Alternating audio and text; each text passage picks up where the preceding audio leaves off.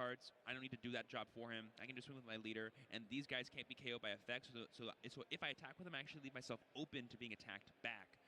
But like you're saying, though, I'm not sure what else Michael could do. Like, he was doing a great job of limiting the resources Joe had, but because of all the cycling he was doing, he had it all. Yeah, you think you're doing well, and then it's every teach everywhere all at once. Yep, literally. Yeah, it's honestly, the decks have not changed because there's no sideboard. Michael's strategy was sound, and it's what you need to do against your worst matchup. You just have to hope he does not have an opening like that or sculpts his hand into that sort of board again. Well, here we have the first switch up here. Michael seems to have chosen to have going second here, and he's going to get the 2 1-drops this time instead of 1. And I'm definitely envisioning if he wants to go for a more aggressive game plan, thanks to him having that Garp, he totally can now. Yeah, and I mean, it means you get to your 10 Dawn turn faster than the Teach player does, and that means the Teach player has to wait one more turn to play their 10 cost Teach. So that can be something that's pretty impactful, and here we see the 6K swing already from Joe saying, all right, I'm going to just try to put the pressure on a little bit early. And there we see the 2-drop blocker there for the Blackbeard Pirates coming down for Teach. Very nice to see. Vasco shot. Shot. Bop, bop, bop, bop, bop.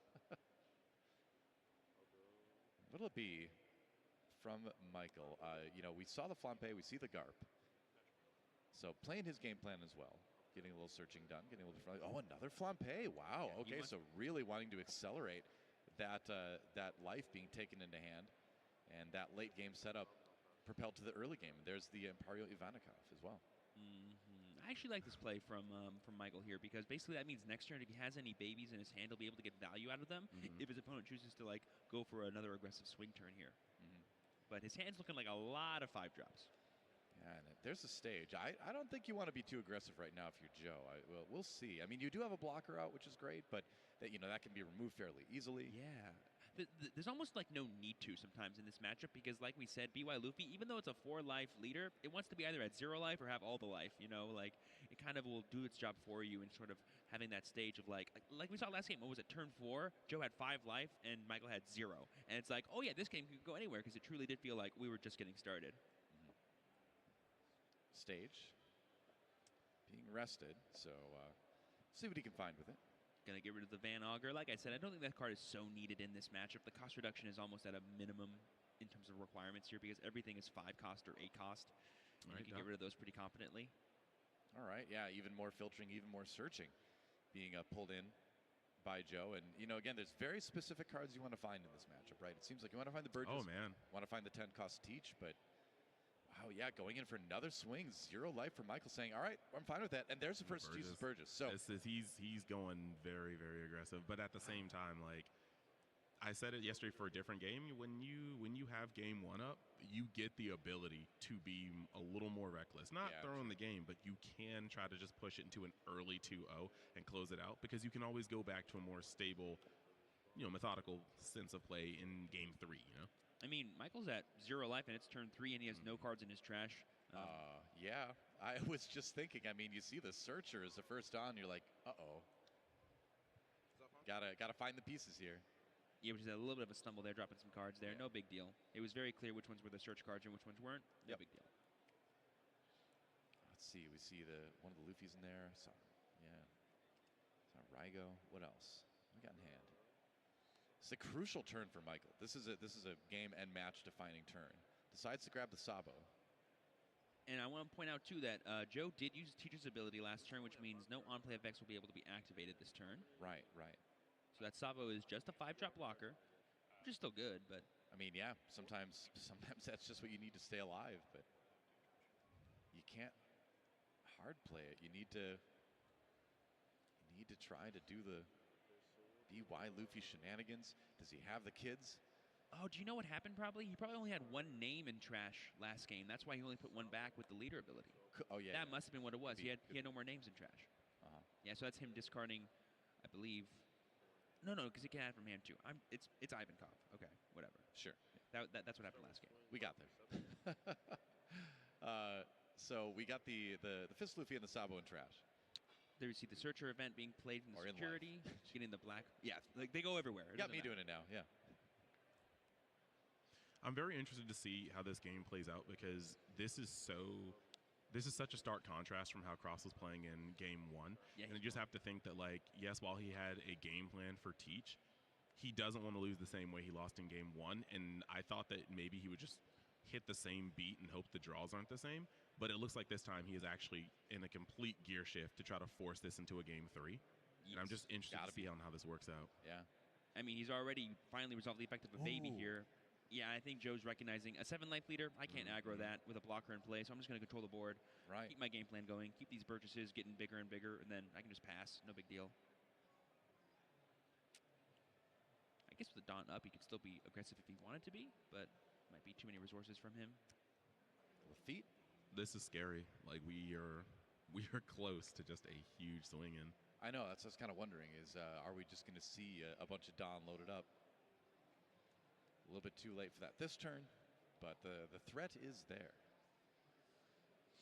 Yeah, I know we were talking a lot about how turning off Gecko Moria could be a really impactful thing here as the Teach deck, but turning off Sabo, man, that's got to be the big one because you have all these powerful black removal spells like Finger Pistol and Black Hole that could just get rid of every blocker that Michael has, and classically, that is how BY, kind of puts the nail in the coffin, is like, not only am I BY Luffy with all these cards in hand, but I also have 3 blockers that can't be KO'd. Good luck. Yep, and it goes a little deeper than that. You have the protection versus KO, but you also the draw 2 to filter and the discard 2. You're setting up. You're setting up your trash. You are getting rid of blanks when you need counter power. There's so much that Sabo does, and just having his on play negated is a huge swing of momentum. All right. So Joe now going for stage. Getting rid of a Lafitte. Yep. And again, just like the pace that this deck can filter through itself and find exactly what you need is terrifying. There's another Burgess. There we go. That's what I'm talking about. Yeah, you just got to find those Burgess and just stack them on the board like we've been seeing. Second verse, same as the first. Joe is like, my game plan of just attacking with Burgess worked out. Let's do it again. Yeah, and we saw him try to set up for maybe like a little early win, but now we're seeing a pivot into a little bit more of that game plan we saw last game. We do see another 10-cost Teach in the trash. That said, there are ways to get that back, but there are, just 4 of them in there too, probably. You don't necessarily need more than 2. That's what it took last game. And like you mentioned, he's 2 turns away from being able to play it anyway. It's not going to get any immediate value out of him, so the cards in hand might be just more valuable. Like, look, that Burgess he just added, that's way more impactful right now. Back over to Michael. We did get the swing with the Burgess there, and then just the nice 2K stop, I believe, with the 7K base leader. Discarding the Teach is, I think, a really scary kind of heads-up play to Michael, because it either means that he's got another one and he's just confident in dropping it, or that he doesn't intend on needing the in-game pressure. Both are scary. Yes, both of them just mean a ripperoni. So, yeah, it's got to be a scary thing to see that bomb getting dropped. The confidence a Teach player must have to be like, you know what, I don't need this. But he does have, Michael still does have a large hand, and despite knowing how both decks operate, you still have to respect how many cards are in hand, but once that second Burgess hits the board, it's going to be fairly easy to start chipping through that. This is my thing about the BY Luffy deck, is like, at turn 3, Michael had 0 life, but he's like, we still got 4 more turns in us, I'm pretty sure, so we'll be good to go. Like, that's crazy to think about. Yeah, that's just how the deck operates. And we're going to see the Luffy swing, and that's a life taken by Joe just to put another card in hand. Yeah, Chris, I think you're totally right. I think Michael's game plan is, you know what, I'm just going to try to attack you and hope that your hand is low enough without enough counter to stop me, because you can just kind of win in one piece like that. You're like, well, I got to win right now. My opponent will eventually beat me, so this is my opening. I got to either make it for myself or just go for it. Like, next turn, Michael will have at least 1 to 2 attackers. Joe has 1 blocker. If he gets like 1 more sneaky attack in this turn, that could be crazy. Yep. Yeah, looks like the... Very good. Luffy in the Sabo in life. Oh, Luffy over in the trash, actually. Okay. Yeah, because he used the Fizz Luffy that he just played to cycle and draw a card. Right on. Yep. And make himself 8K. Using the classic, like, spongy life of just black yellow Luffy to get some more filter, get a card in life just so, he has another attack that he can take. He's still not out of the game yet. Not even close, yeah. So there we see the stage cycling, another Van Augur. Going to be looking for probably some 2Ks now at this point. We probably just want to maximize our defense to kind of stay alive. Yep, there we see the 2K. Shiryu, yeah. Which, it has a little bit of filter in there, too, with the draw 2, discard 2. But more often than not, it's just a 2K in the deck. Yeah, Stronger does have the ability, too, to, like, cost reduce. But most of the time, you just need to be able to stay alive in their Blackbeard names, so you keep them. Exactly.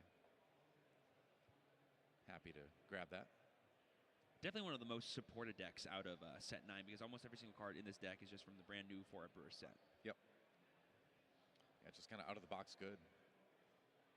And it's cool to see it make it this deep in the tournament. It's a deck that I think is a little bit trickier to pilot than some of the other ones that, some of the other newer ones that came out in Set 9. And you can see the players that really put the reps in are getting the payoff now. We all know the best players from Set 9 are the buggy players. Am I right, Noah? That's, yeah, maybe not the right, most intelligent players, but the best. Let's not get too hasty. I don't know. Let's not say wild stuff, guys. Come on, people are watching. Hey, I came like fairly close to winning with Buggy when we were playing games earlier this weekend. True. And hey, against So Teach, generous. you would have done a much better job, I think. Oh yeah. I've never lost a Teach with Buggy in a local. There you go, baby. 12Ks all day. All right, getting that discard off. Yes, with the leader ability. Do we go up as Burgess? 12. I think that's 16 exactly. Boom, going up to a 10K Burgess. That is crazy. It's huge. So wants to be. Now, what is he going to do with the rest of his Dawn? Is the second one about to come down right now just to have it up? You know what's better than one Burgess? How about? Oh, no. Van a Van Auger. Auger. And a Burgess. There we go. I mean, yeah, we got there. Technically is, yes, better than just one Burgess. Another one and another card. It's going to be a beautiful pass from Joe. He's like, I have this, Burgess and you have no is on-plays. Good luck. All right, well, the pressure's on for both these players, but obviously Michael being a game down, you really got to win this one to stay alive in the series, stay alive in the tournament, keep your hopes of going to the World Championships alive. Yeah, and you're staring down a pseudo 3-life Teach with that blocker in play. Right. You need to be able to probably, get a baby effect activated here so you can have a much higher leader if you want to try to survive yourself on the following turn, because the amount of pressure that Joe is representing is crazy.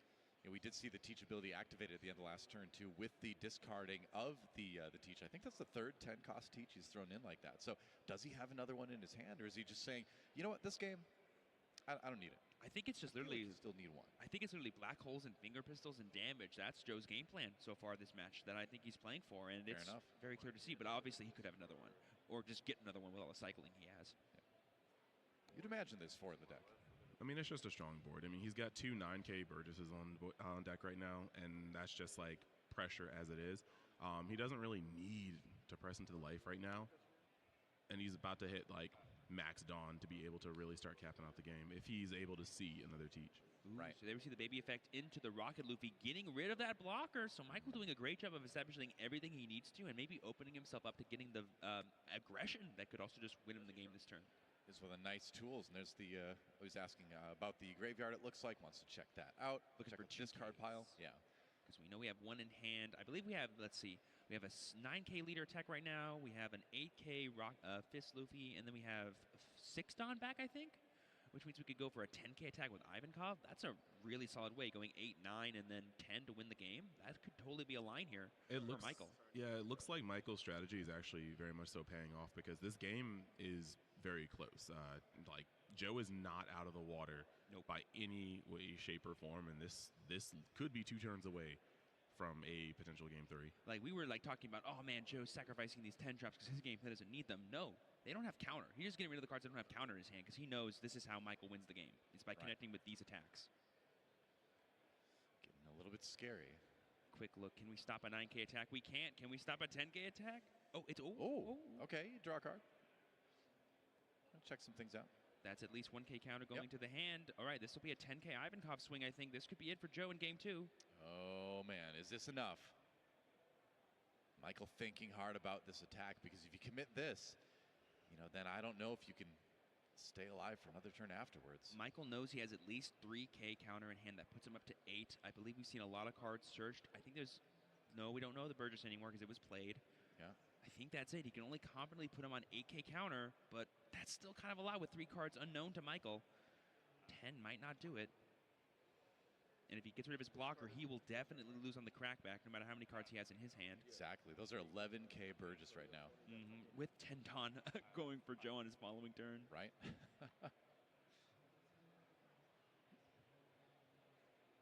Crucial decision coming in. Yeah, Michael just doing the math here. How much counter could he have? This is the stuff that makes or breaks players, as they recognize, okay, I think I have game here, but I don't know. I need to figure it out. It's part math. It's part just belief. Yes. It's part playing the odds. And good job on Joe here, just stonewalling, being like ice cold, being like, no matter what you do, I know what I'm going to do. Yeah, I think these are the turns, too, that really kind of define the best players in the game. Yeah, 2 10Ks on board. Bird just going up 5K from its base 5K is actually just... All right, right 5. Yeah, they're just sitting there. They're strong. They're strong-bodied. And this is so... This is one of those hard turns. You really have to sit there because this is the turn that you're going to think about for the next 3 weeks.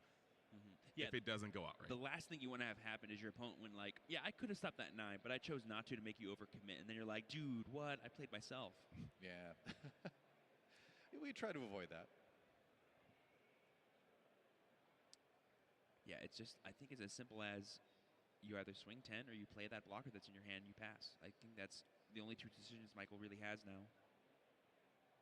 And he's eyeing up that blocker Sabo, I think, in his hand because he's like, well, I lose if this doesn't work, and I probably can still win even if it doesn't. And there we go. We see the 5-drop Sabo. He is committing to staying alive instead. All right. Yeah. Maybe it was the right move. Maybe it wasn't, but we'll find out here as this game continues. It's so hard to say, right? I mean, because we have more knowledge, right, than the players do as far as, like, what's going on here. But Michael, he has his own cards, and he has the deductions he can make as a player.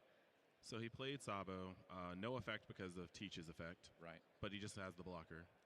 And then Joe just revealed there 2 cards that didn't have counter in his hand, that 10-drop Teach and that stage that I believe we knew was in his hand, but Michael obviously did not.